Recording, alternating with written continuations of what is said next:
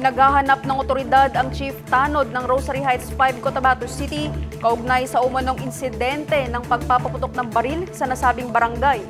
Ang blotter mula kay Joelyn de la Cruz. Sa imbestigasyon ng Cotabato City Police, sunod-sunod na putok ng baril ang narinig sa 2nd Road Don Isairok Subdivision alas 10:57 ng umaga, araw ng Sabado, June 14, 2025.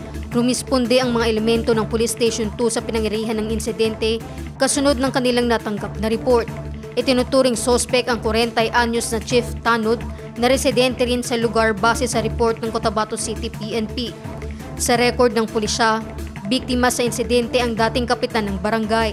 Sa report ng pulisya, 15 fired cartridge cases na pinaniniwalaang mula sa caliber 5.56 ang narecover sa crime scene. Dinala na ang mga ito sa Regional Forensic Unit BAR para sa ballistic examination. Hindi pagkakaunawaan ang isa sa mga anggulo na tinitignan ng otoridad na motibo sa insidente.